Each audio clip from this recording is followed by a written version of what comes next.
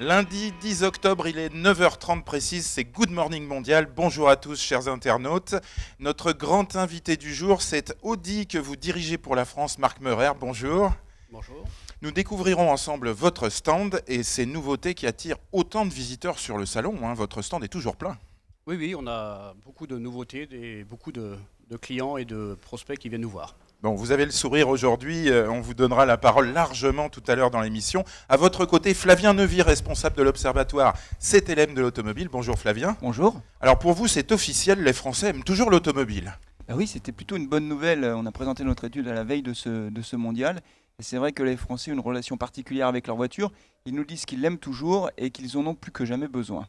On verra ça tout à l'heure, c'est très intéressant à souligner effectivement. Est-ce le moment d'acheter une voiture électrique? Les technologies ont beaucoup évolué, surtout les autonomies, puisqu'on a eu beaucoup d'annonces sur cette édition du Mondial. Nous sommes avec vous, Brice Fabry, vous êtes directeur du véhicule électrique de Nissan France. Bonjour. Bonjour. Et vous nous direz s'il est temps ou pas de mettre les doigts dans la prise. Et à côté de vous, Marc Verdet, PDG de Tracker. Bonjour. Bonjour. La voiture représente bien sûr la liberté et l'utilité, alors quand par malheur on se la fait voler, est-ce qu'il y a des solutions pour la retrouver? C'est ce que vous nous direz, mais on en a déjà une petite idée avec le nom de votre entreprise, Tracker. Et puis pour ceux d'entre vous qui ont du mal à joindre les deux bouts, les garages solidaires existent. C'est François Rouvier, directeur du business social chez Renault, que nous avons filmé sur le Mondial, qui nous expliquera ce que sont les garages solidaires Renault. Quelles sont les nouvelles fraîches aujourd'hui? Tout de suite, c'est l'actu.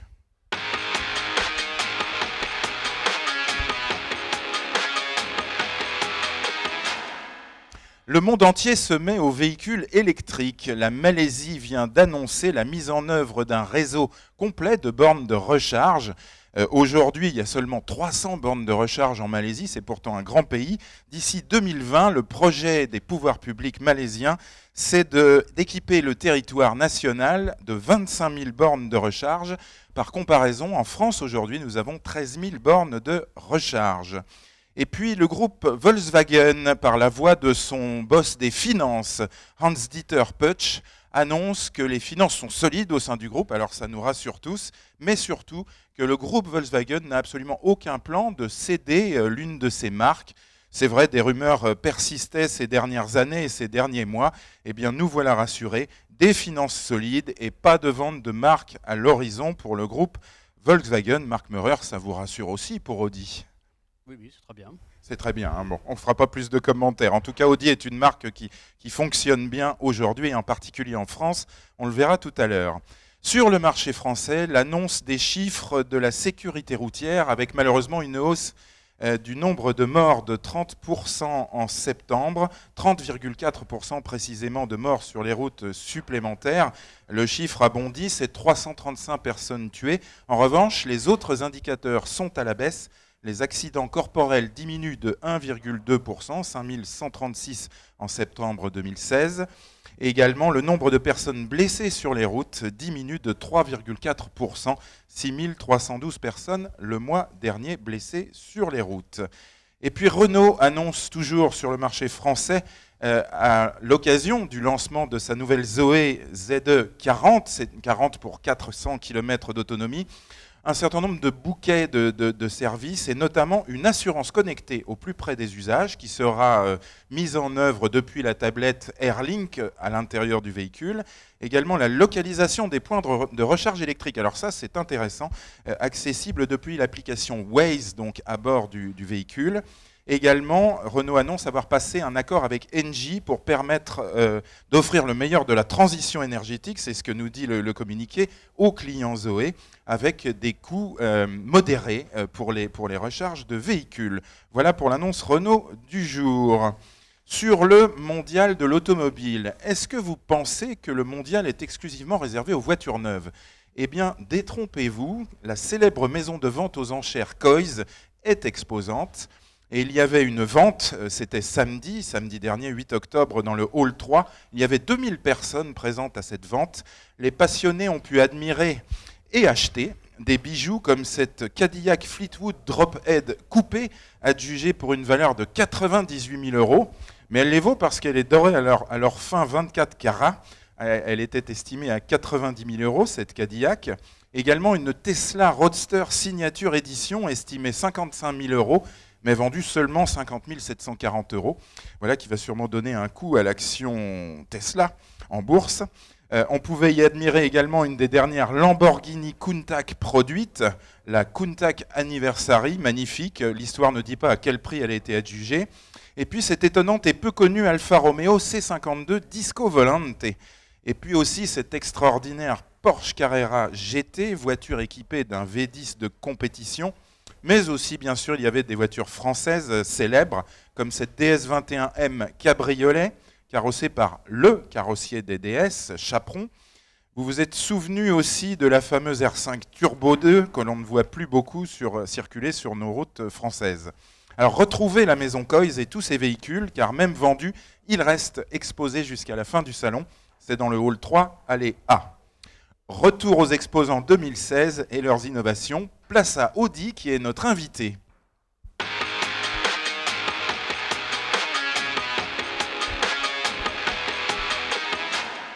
Et notre invité, c'est Audi France avec son patron, Marc Meurer.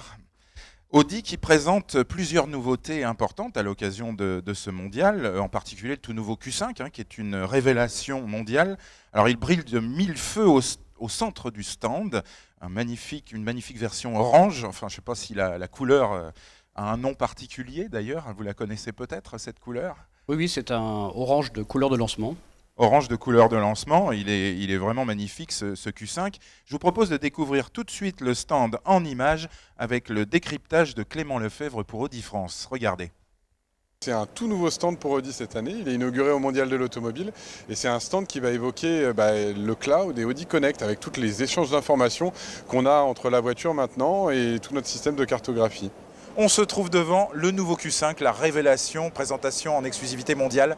Alors présentation en exclusivité mondiale d'un véhicule extrêmement important pour Audi puisque c'est le nouvel Audi Q5, vous voyez derrière moi, avec un design complètement revu sur le véhicule, avec notamment des passages de roues qui vont évoquer l'équipement Quattro, une trentaine d'aides à la conduite dans le véhicule, donc beaucoup d'assistance pour la conduite semi-autonome dans les embouteillages avec le Traffic Jam Assist par exemple, et également des nouvelles motorisations, un véhicule qui est allégé et qui a des consommations en forte baisse par rapport au précédent. On lui souhaite le même succès que le précédent. Nous sommes devant le véhicule très attendu sur le marché français, c'est le tout nouveau modèle Q2. Effectivement, la nouvelle Audi Q2, c'est un autre SUV que nous présentons en première en France cette fois. Ce véhicule est extrêmement attendu pour une raison, c'est qu'il est dans un marché qui est en plein essor, qui n'existait pas il y a 6 ans et qui aujourd'hui représente quasiment 260 000 voitures par an. Donc la nouvelle Audi Q2, c'est la première parmi les premiums sur ce segment. En entrant sur le stand Audi, on a cette magnifique R8 Spider.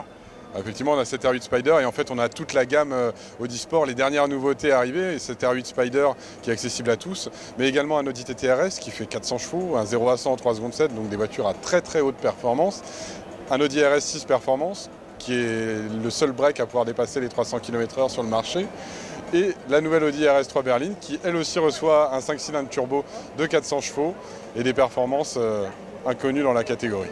Et Audi vient de remplacer la marque Quattro GmbH par Audi Sport.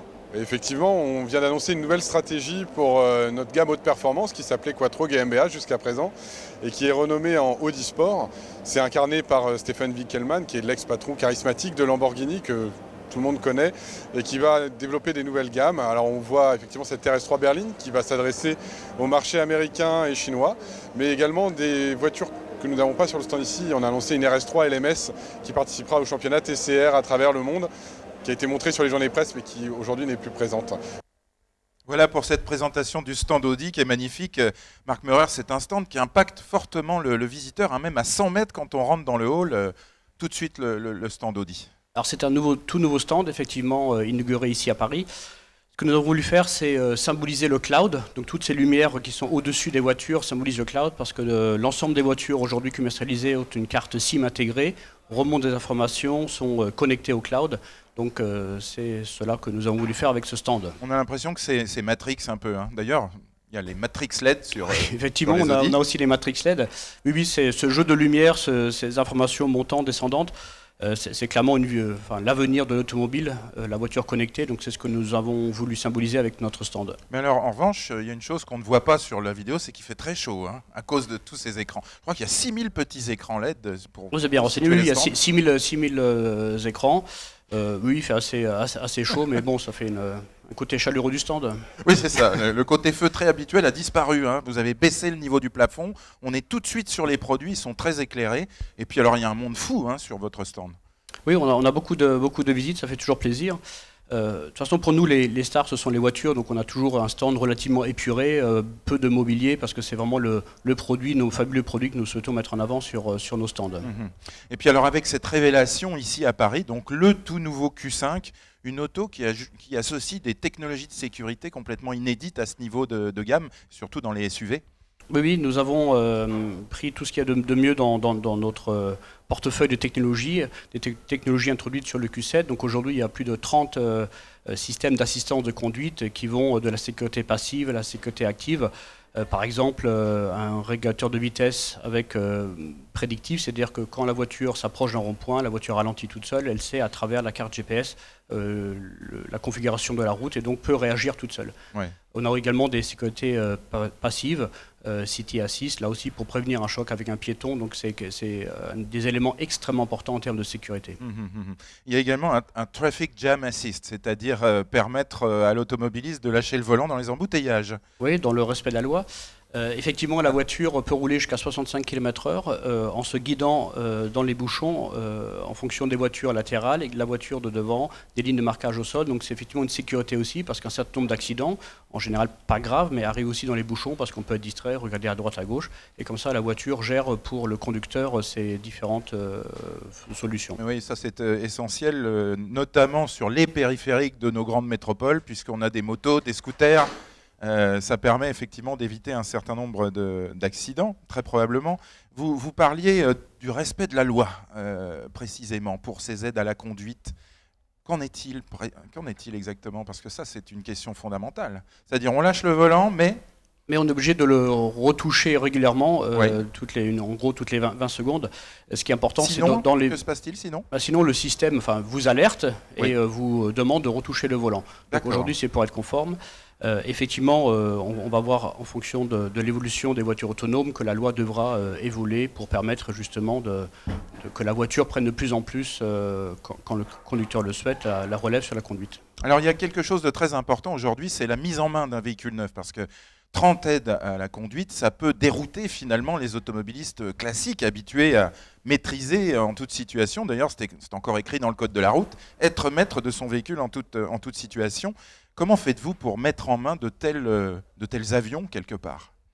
Ça passe d'une part par la formation de notre réseau. Donc à chaque lancement, l'ensemble de nos vendeurs passent 1 à 2 jours en formation. Et ensuite, on voit de plus en plus, soit à travers de vidéos, soit à travers des mises en main qui se font en plusieurs étapes, c'est-à-dire une notice rapide d'utilisation et ensuite les clients peuvent soit consulter eux-mêmes sur différentes vidéos que nous mettons à leur disposition. Il y a des tutoriels effectivement. Parce qu'aujourd'hui c'est trop compliqué finalement, on ne peut pas tout retenir à la mise en main dans le showroom. Alors, on ne peut pas tout retenir, maintenant c'est extrêmement intuitif. C'est-à-dire qu'on a beaucoup de menus qui sont assez simples, c'est-à-dire qu'aujourd'hui ce ne sont pas des systèmes qui sont intrusifs, c'est-à-dire qu'on choisit de les utiliser et globalement ça se passe très très bien, on n'a pas de retour négatif sur le sujet. Alors, si seulement il n'y avait que la sécurité, mais il y a aussi la connectivité. Le Q5 et toute la gamme Audi, d'ailleurs, aujourd'hui, sont extrêmement connectés. Oui, on pense que c'est forcément également une des voies aussi pour la sécurité, mais aussi pour l'utilisation parfaite de la voiture. Donc aujourd'hui, nos voitures viennent avec une carte SIM intégrée, sont donc reliées à un cloud qui permettent aujourd'hui d'obtenir pas mal d'informations. Vous avez un avion à prendre, vous rentrez le numéro du vol, il vous dit à quelle porte vous allez embarquer, etc. à l'avance, en s'approchant de l'aéroport par exemple. Mais c'est également un certain nombre d'informations qui vont remonter sur l'état de la route. Par exemple, si la voiture détecte à travers l'ESP ou son système Quattro qu'il y a du verglas, c'est une information qui peut remonter et qui sera ensuite diffusée sur l'ensemble des voitures connectées à ce cloud. Qui sera partagé aux autres qui sera partagé utilisateurs et d'Audi de la même génération, bien sûr. oui, sur les véhicules qui seront compatibles. Donc là aussi, ça sera une avancée très très forte, c'est-à-dire qu'en temps réel, l'ensemble des capteurs des voitures vont remonter des informations sur la qualité des voitures, les panneaux de signalisation qui peuvent changer s'il y a des travaux sur l'autoroute. Donc c'est vraiment également une voie d'avenir extrêmement importante. Informations complémentaires à la météo en particulier. Donc, mais ça, c'est vrai, il faut insister dessus. C'est le partage d'informations dans un réseau, finalement, Absolument. qui est le réseau des Audi qui circulent. Oui, oui, absolument. Oui, oui. Ça, c'est vraiment effectivement une avancée, mais c'est compliqué à montrer sur un stand, ça. Il faut vraiment les explications des hôtes et des hôtesses. Oui, absolument. Donc on a une cinquantaine d'hôtes et d'hôtesses qui sont également formés pour expliquer cela.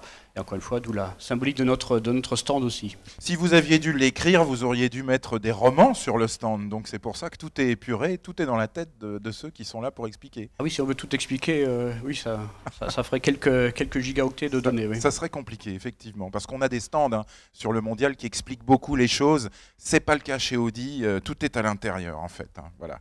Ce qui frappe aussi sur votre stand, c'est la place dévolue au tout nouveau Q2, qui est très attendu par le public français, mais que vous avez mis par choix, probablement tout au fond à gauche. Pourquoi ? Alors il y a plusieurs choses. Déjà, on se rend compte à l'usage que c'est effectivement une zone qui est énormément visitée, donc il n'y a pas de problème. Les gens vont au fond, alors c'est comme un oui. hypermarché pour acheter des boissons. Oui, puis on ne voulait pas bloquer l'entrée du stand. Ouais. Donc effectivement, sur les flux, ça passe très bien.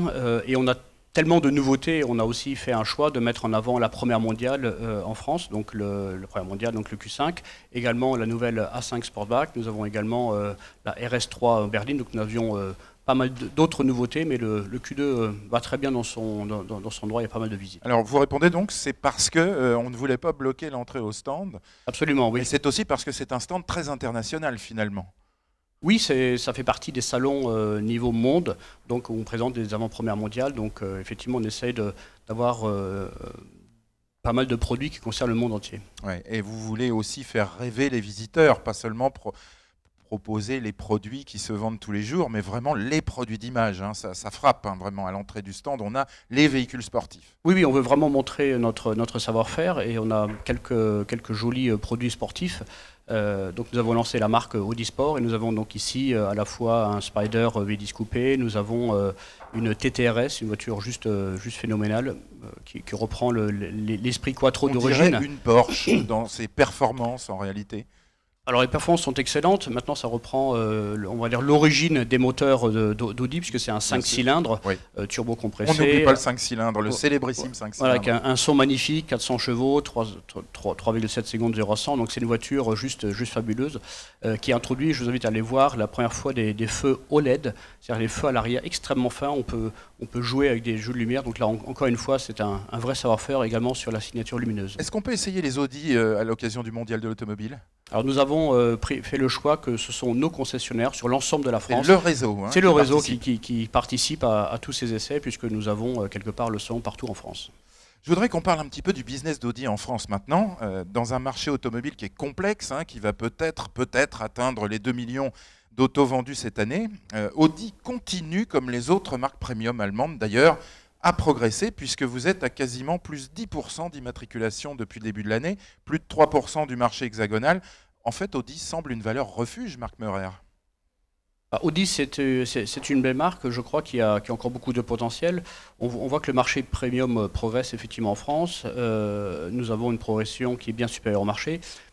Je crois que c'est aussi le fait d'avoir des solutions également de financement pour nos voitures, notamment la location avec option d'achat, où finalement on se rend compte que rouler dans une marque premium comme Audi ne coûte pas plus cher que bien d'autres marques. Alors ça, c'était, si je peux me permettre, BMW qui a initié ça, qui fait beaucoup de locations avec option d'achat, mais vous êtes revenu dans le match parce que vous avez, vous aussi, chez Audi, des valeurs résiduelles, c'est-à-dire le prix de revente en occasion qui sont très élevés, qui permettent d'avoir des loyers faibles finalement. Oui, absolument, on a parmi les meilleures valeurs résiduelles du marché. Effectivement, dans une location, vous payez la différence entre le prix d'achat et la valeur de revente. Et cette différence, chez nous, est extrêmement faible, puisque nous avons d'excellentes valeurs de revente de nos véhicules. Exemple pour le nouveau Q2, à combien peut-on l'acquérir si on prend la finition, je dirais, médium? On sera autour de 300, 320 euros par mois. Ouais. Comme sur Pendant 5 ans?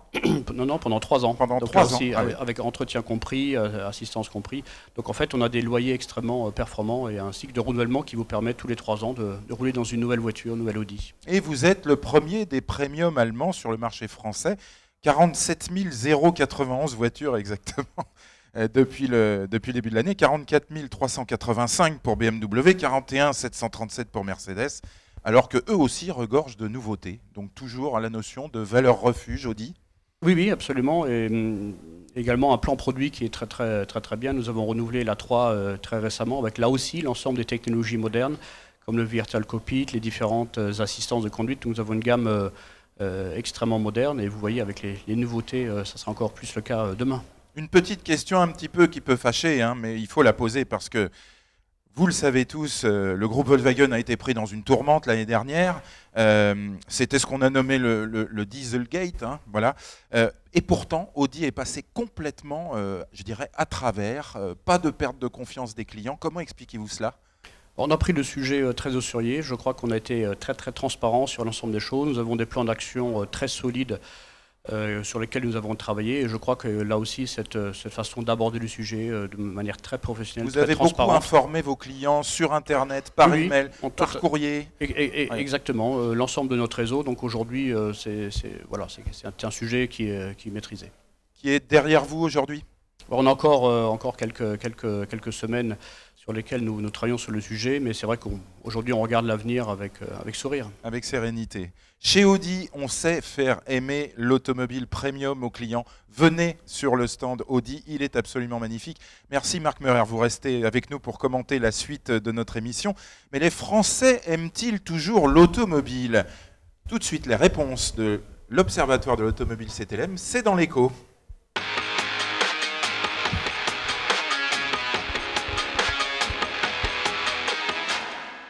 Flavien Neuvy, vous êtes avec nous, responsable de l'Observatoire de l'automobile CTLM. Vous avez mené une étude, chaque année hein, d'ailleurs, l'Observatoire de l'automobile CTLM mène une étude sur un sujet thématique.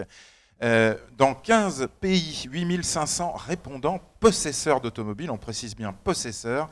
Et la question était, aimez-vous toujours l'automobile? Enfin, il y avait beaucoup de questions à l'intérieur, mais c'était la grande thématique. Avec un premier constat qui ne nous a pas surpris, nous, Mondial de l'automobile, parce qu'on sait que vous aimez les voitures. Mais les répondants ont une image très positive de l'automobile, quel que soit le pays. Oui, alors, est-ce que ce résultat est surprenant ou pas? En réalité, on est reparti un peu de ce qui s'est passé depuis 10 ans, c'est-à-dire depuis 2009, faillite de GM, de Chrysler, un monde s'effondre, l'automobile au bord du gouffre. Enfin, si on reprenait les titres de la presse de l'époque, c'était Est-ce qu'on allait enterrer l'automobile? Mais c'était ça, en fait. L'automobile est un objet du siècle passé, c'est terminé, on tourne la page. Depuis, la pression sur l'auto n'a pas faibli, en fait. Hein, pression environnementale, réglementaire, on le voit en France, on le voit dans beaucoup de pays. Et malgré ça, quand on regarde les chiffres, depuis 2009 au niveau mondial, on est passé de 60 millions, 62 millions de ventes annuelles à 90 cette année, donc quasiment plus 48%. 90 millions, oui. Ouais, 90 et on va les millions, dépasser on va les dépasser. Quand on regarde l'évolution des marques premium, on vient d'en parler, c'est plutôt à la hausse, ça veut dire, et quand on regarde les ventes de crossover et de SUV, 25% du marché. Donc on a une espèce de choc frontal entre d'un côté ce qu'on entend ou la place de l'automobile qu'on veut lui donner, cette espèce d'autophobie qu'on a un petit peu partout, et la réalité du marché où les clients achètent toujours des voitures. Donc on a essayé de comprendre. Et un constat s'impose, c'est qu'effectivement, les gens nous disent qu'ils ont une bonne image de la voiture, malgré le discours médiatique que l'on peut entendre parfois, qu'ils en ont besoin. En particulier en France. En particulier en France, qu'ils en ont besoin. Et je dirais que c'est plutôt une bonne nouvelle pour l'industrie automobile qui doit faire face à beaucoup de défis pour l'avenir, défis technologiques, bien sûr, défis environnementaux et puis défis réglementaires. Alors, vous leur avez posé la question aux automobilistes, quel est votre niveau d'attachement à un certain nombre d'équipements?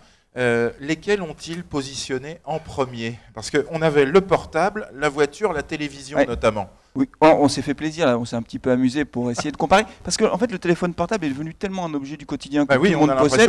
On va répondre le téléphone portable, évidemment. Ben non, en fait, ça dépend des tranches d'âge. Mais si on veut être précis, la voiture arrive en première position dans quasiment tous les pays, en particulier les pays développés.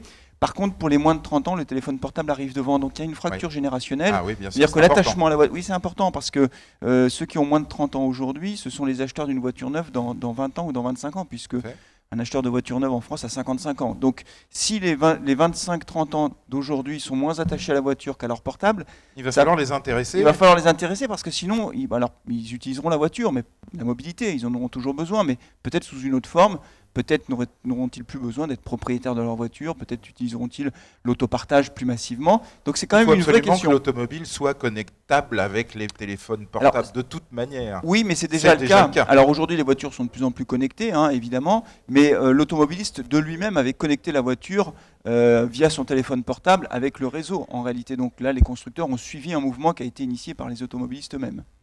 Et puis alors, vous avez posé la question, quels sont les critères les plus importants au moment de l'achat d'une voiture? Quelles ont été les réponses?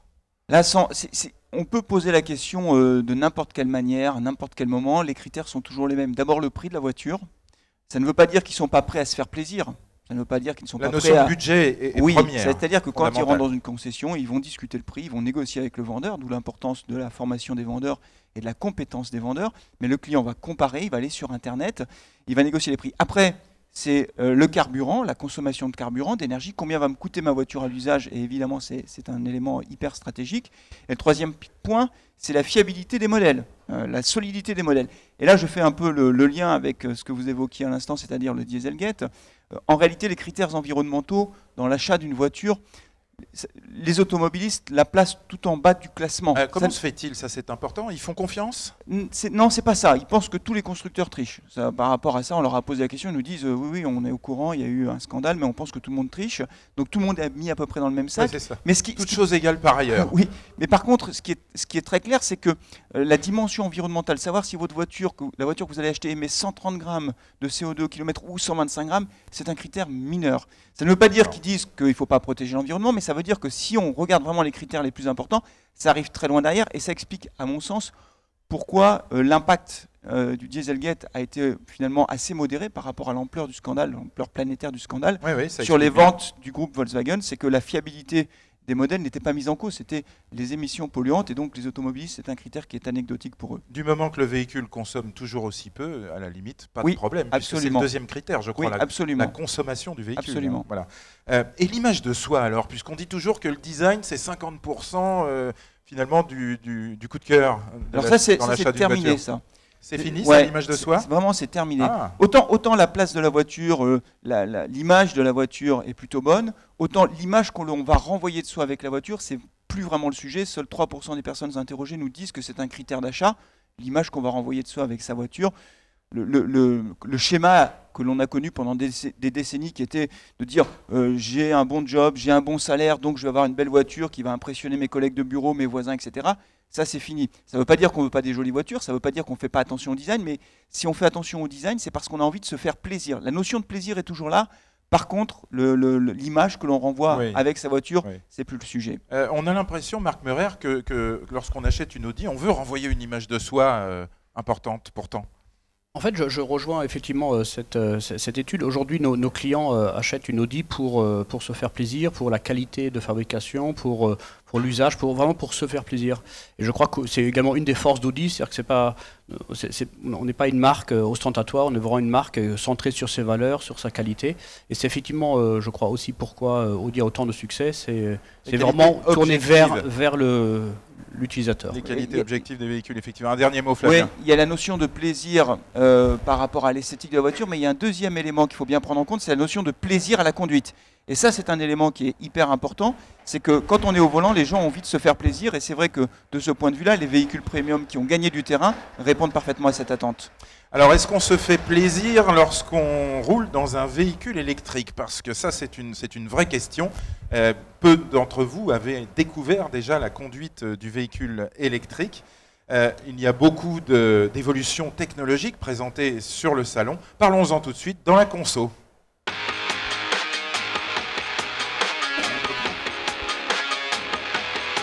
Avec vous, Brice Fabry, directeur véhicule électrique Nissan France. Votre fameuse Leaf, le véhicule 100% électrique, la voiture 100% électrique, berline familiale, procure désormais jusqu'à 250 km d'autonomie avec le modèle, je crois, à batterie de 30 kWh. C'est une berline familiale, premier atout, donc vous réconciliez le meilleur des mondes finalement, l'énergie zéro émission et la voiture traditionnelle. Clairement, on répond depuis 2010 à quelque chose qui agrège un petit peu tout ce qui vient d'être dit, c'est-à-dire un changement sociétal, un changement de consommation du véhicule automobile en général, et puis surtout cette rupture du passage vers le 100% électrique. Et avec la Nissan Leaf, en effet, on peut faire jusqu'à 250 km aujourd'hui. C'est 25% de ce qu'on pouvait faire il y a encore 2 ans. Ouais, les technologies évoluent très vite. Vous en avez encore sous la pédale, si on peut dire. Vous savez, on travaille au quotidien. L'ensemble des ingénieurs de la R&D, que ce soit au Japon ou ailleurs, on travaille au quotidien pour de toute façon satisfaire d'autres besoins. Aujourd'hui, ça répond à 80% des besoins, puisqu'en moyenne, les Français font 50 km par jour. Mais bien entendu, il y a certains métiers, il y a certaines obligations d'usage qui fassent qu'on ait besoin d'avoir plus d'autonomie et on y travaille. Alors, est-ce que vous pouvez nous convaincre, nous qui ne sommes pas forcément décidés à acheter un véhicule électrique, est-ce que c'est le moment aujourd'hui, oui ou non, de mettre les doigts dans la prise ? Alors, à double titre, c'est le bon moment. La première est qu'au Mondial de l'automobile, on a un centre d'essai des véhicules électriques. Et je dirais que ne pas l'essayer, c'est manquer quelque chose dans son expérience de conduite. Oui. Et ça, je vous encourage vraiment à le faire. La deuxième, c'est qu'on a le soutien des pouvoirs publics, avec jusqu'à 10 000 euros d'incitation financière. Alors, vous dites jusqu'à 10 000 euros quand on achète une Leaf aujourd'hui. Quel est le bonus ? Le bonus, il est de 6 300 euros. Et si vous avez à remettre à la casse un diesel de plus de 10 ans, 3 700 euros viennent s'y ajouter. Donc vous avez un total de 10 000 euros. Mais ce n'est pas que ça. C'est aussi le plaisir de conduite. Les intervenants en parlaient tout à l'heure. Vraiment, aussi, je vous encourage à associer l'aspect financier et économique et surtout le plaisir d'être à bord d'un véhicule 100% électrique. A priori, la réalité vous donne raison, puisque la Leaf fait partie des véhicules les plus vendus au monde dans les véhicules électriques. Alors la Nissan Leaf, 100% électrique, ça représente 260 000 clients qui utilisent au quotidien la voiture. 260 000 déjà, oui. C'est plus de 10 000 véhicules en France, plus de 10 000 100% électriques, et j'insiste là-dessus parce que ça vous donne l'image que c'est quelque chose qu'on peut faire tous les jours, qu'on peut utiliser tous les jours. Ce n'est pas un véhicule extraterrestre, c'est un véhicule du quotidien. Quel est l'usage justement des clients Nissan Leaf, parce qu'on ne peut quand même pas aller jusqu'à Nice.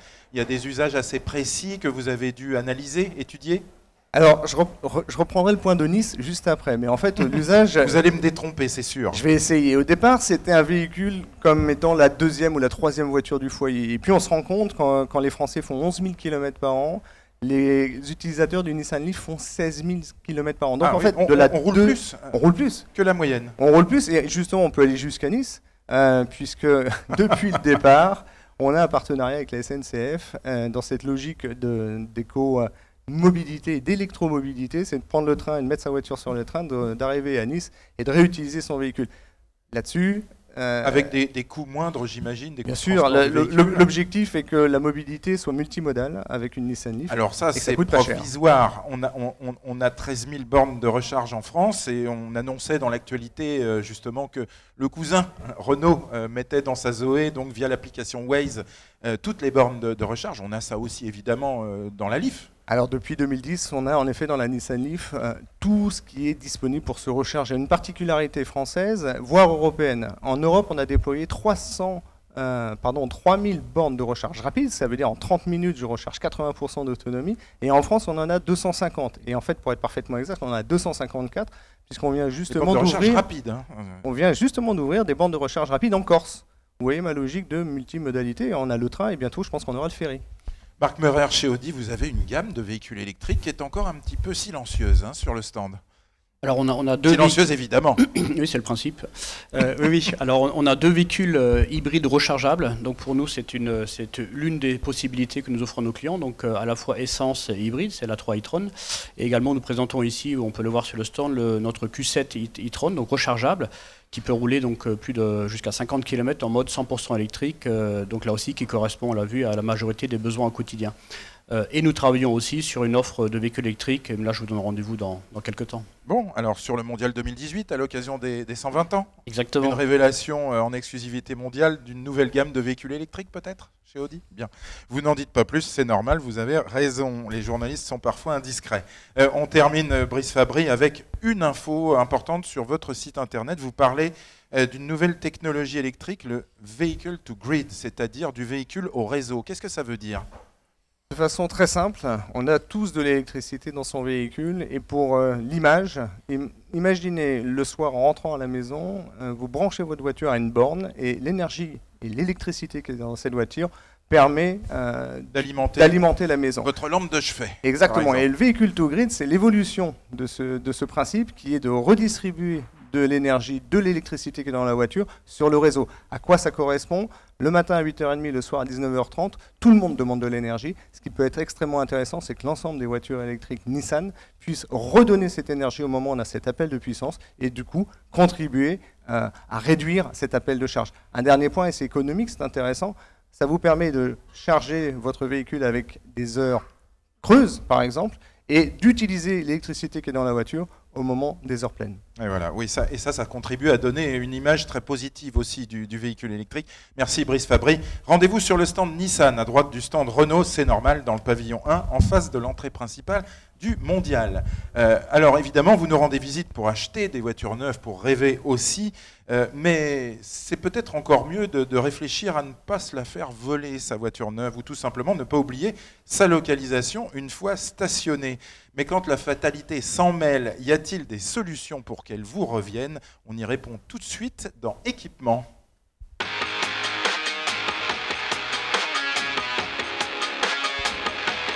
Avec vous, Marc Verdet, PDG du groupe Tracker.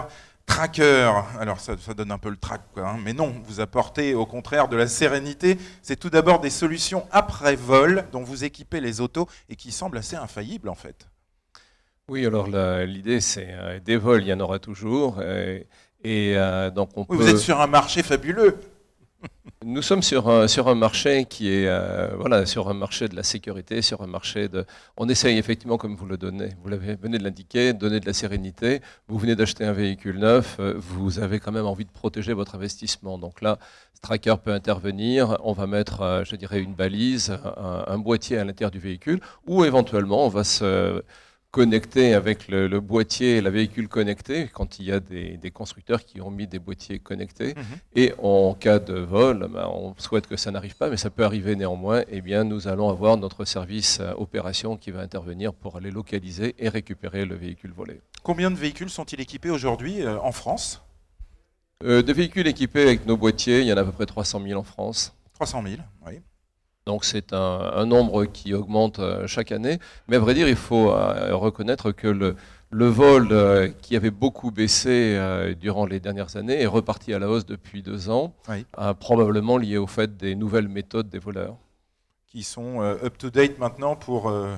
les voleurs sont en train de se, je dirais, évoluer aussi, ils s'adaptent. Alors, il y a quelques années, notre palmarès des méthodes de vol, c'était des méthodes assez brutales et traumatisantes. C'était le carjacking pour les voitures. Le carjacking et le homejacking. Donc, les deux méthodes. Enfin, le carjacking, vous êtes au feu rouge, la portière s'ouvre, on vous extrait de la voiture, on vous jette par terre et on prend la voiture. Oui. Alors c'est violent, c'est violent. Alors aujourd'hui, le gros bras s'est transformé en technicien informatique, si je peux dire. Il monte dans votre voiture avec un ordinateur. Quand vous n'êtes pas dedans, évidemment, donc il n'y a pas de problème de violence, mais la voiture n'est plus là. Voilà, et la voiture disparaît. C'est très simple à réaliser. La panoplie existe sur Internet, et donc de plus en plus de véhicules disparaissent. Ouais, quand on a un véhicule haut de gamme comme une Audi par exemple, il faut avoir ce type de solution aussi. Et puis il y a une nouveauté chez Tracker, c'est pour ça que vous êtes exposant sur le Mondial d'ailleurs aujourd'hui, c'est le Nano, qui est une sorte de petite balise autonome qui permet de retrouver en fait tout objet, pas seulement une voiture, hein, même en souterrain, même au fond d'un garage. Oui, alors le Tracker Nano vient de... produit que nous avons lancé, que nous venons de lancer, qui utilise les technologies de l'Internet des objets. Donc c'est un objet connecté, c'est une petite balise qui a l'avantage, c'est qu'elle consomme très peu d'énergie, donc elle peut emporter avec soi son énergie, elle ne se connecte pas sur le véhicule, il n'y a pas de... On ne va pas rechercher de connexion sur la batterie du véhicule. Il n'y a pas d'antenne, elles sont intégrées dans le boîtier. Donc vous le posez dans un véhicule ou vous le posez dans un carton, dans un bagage. Intrusif, quoi.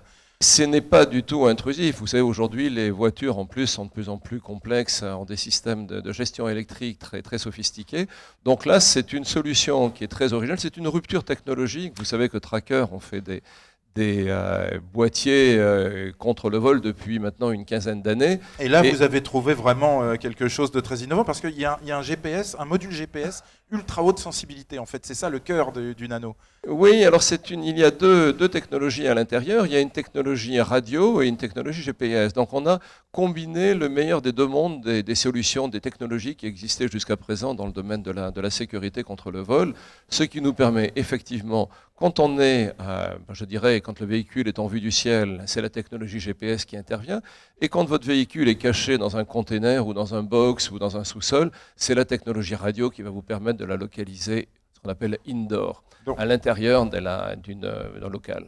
Donc lancé sur le mondial, vous êtes à quel endroit précisément? Nous sommes dans le hall 3. Voilà, vous êtes dans le hall 3. Et on vous invite effectivement, on sera heureux de vous montrer notre produit. Merci Marc Verdet. Pensez à utiliser ces outils. Les technologies de l'information le permettent aujourd'hui. Que vous soyez en fait particulier ou chef d'entreprise à la tête d'une flotte, on n'en a pas parlé parce qu'on n'en a pas le temps, mais pour les professionnels, il y a des solutions effectivement, notamment de gestion de flotte, de télématique embarquée. Mais au fait, savez-vous ce qu'est un garage solidaire? Réponse tout de suite, c'est dans les pros.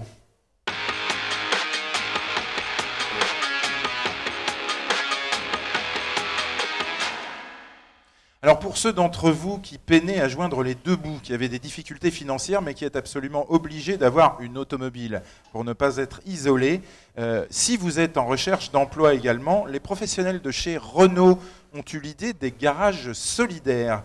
Nous voulions absolument médiatiser cette initiative qui est très bienvenue et nous sommes allés rencontrer François Rouvier qui est directeur du social business, du business social chez Renault. Écoutez-le. Un garage solidaire Renault, c'est un garage Renault d'abord, qui est volontaire pour réparer les voitures à prix coûtant pour des bénéficiaires qui sont envoyés par les prescripteurs sociaux. Voilà. Donc ce sont des gens qui sont à faible revenu, souvent en recherche d'emploi ou qui cherchent à garder leur travail et qui sont envoyés par un prescripteur comme Pôle emploi, le Fonds d'action sociale du travail temporaire. Il y en a plein, on en a une trentaine, et qui sont dirigés vers ces garages vers lesquels on va réparer leur voiture à prix coûtant, donc on va réduire la facture d'à peu près 50%. On va aussi les aider pour trouver des voitures d'occasion, là aussi sans marge, quand il y en a un besoin. On a des critères qui sont qui sont assez clairs, parce que ce qu'on veut, c'est des gens qui sont au niveau du seuil de pauvreté, donc qui sont entre 950 et 1000 euros par mois de revenus pour une personne.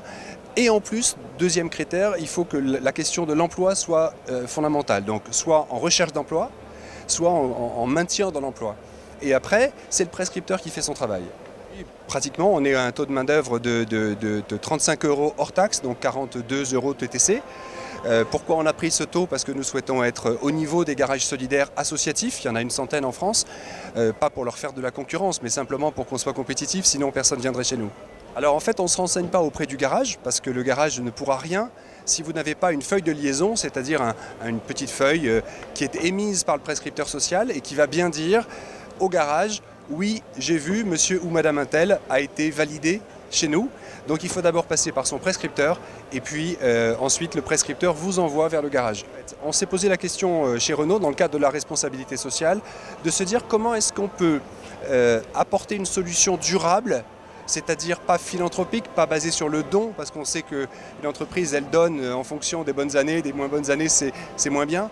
On s'est dit, il faut que ce soit dans notre business, c'est pour ça que ça s'appelle du social business, mais en ayant une approche un peu différente, qu'on appelle inclusive. Voilà, on essaye de participer à la lutte contre la pauvreté, à la lutte pour résorber un peu le chômage, à notre façon, par cet effort de solidarité. Hein, on n'a pas du tout envie que ce programme soit exclusivement Renault. On aimerait qu'un jour d'autres constructeurs fassent pareil, justement parce qu'on ne sait pas réparer de façon avantageuse toutes les voitures.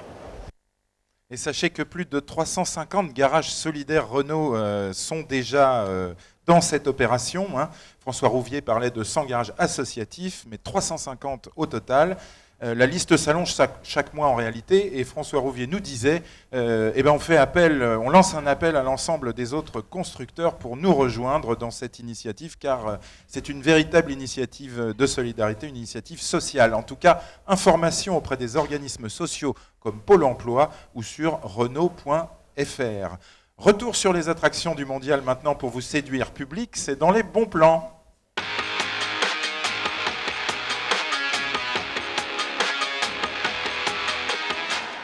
Cette année, c'est la grande folie de la réalité virtuelle. Les balades ou les courses de vitesse 360 et leur réalisme fabuleux viennent ringardiser la 3D. C'est notamment le cas de Samsung qui est exposant cette année dans le pavillon 1, juste en face de Tesla. Samsung a eu une excellente idée pour raccrocher sa propre publicité à l'univers automobile. Regardez. Samsung aujourd'hui est présent au Mondial de l'automobile pour la simple raison que nous avons aujourd'hui des produits qui permettent de vivre des expériences extraordinaires et que nous voulons faire partager avec un plus grand nombre de personnes, et notamment les amateurs de voitures. Alors on voit derrière vous, messieurs, des casques de réalité virtuelle avec des spectateurs qui ont l'air captivés. Qu'est-ce qu'on voit dans ces casques? Quel film? On voit Yannick à bord d'une BMW i8. Donc, nous avons conclu un petit partenariat avec BMW pour être présent au Mans Classique cette année et de pouvoir permettre à ces personnes justement que vous voyez derrière de faire un tour de circuit en compagnie de Yannick à l'intérieur d'une BMW i8, qui est donc quelque chose, on pense, de suffisamment unique que tout le monde ne peut pas faire, mais qui peut aujourd'hui être accessible à tout le monde au travers d'un simple smartphone. Alors Yannick, vous êtes ambassadeur BMW et vous avez joué le jeu, donc vous étiez pilote et à côté de vous, il n'y avait pas un copilote, il y avait? Écoutez, il y avait une caméra, on va dire, il y a eu plusieurs caméras, puisque ça a été le fruit de ce que nous voyons aujourd'hui. Un travail avec, je dirais, fait par les personnes qui ont mis au point ce système de caméra à 360 degrés. Les sensations sont-elles les mêmes en réalité virtuelle ou quasiment les mêmes que ce que vous ressentez vous, pilote? Si vous voulez, c'est différent, si ce n'est que là, eh bien, en tant que passager, j'ai pu me voir rouler.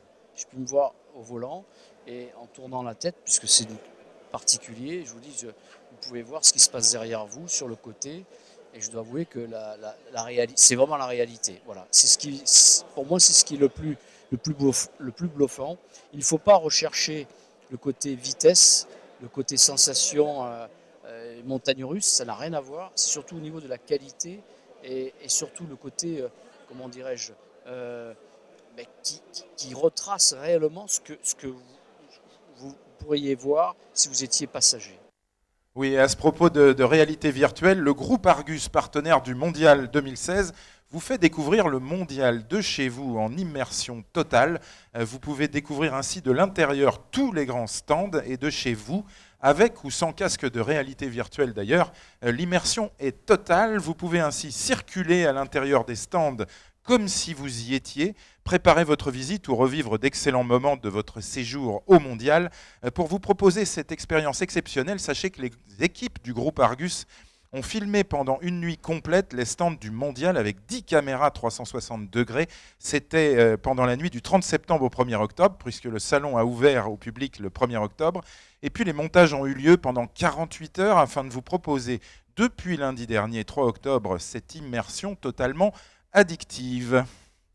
C'est la fin de cette édition de Good Morning Mondial. Nous voulons vous donner envie de venir nous rendre visite au Mondial. Votre présence est requise. N'oubliez pas, cher public, le Mondial est nocturne jeudi et vendredi prochain jusqu'à 22 h. Excellente journée à tous. Retrouvez à 11 h mon complice Laurent Meillot et Autotechno. Merci messieurs. Bye bye. À demain.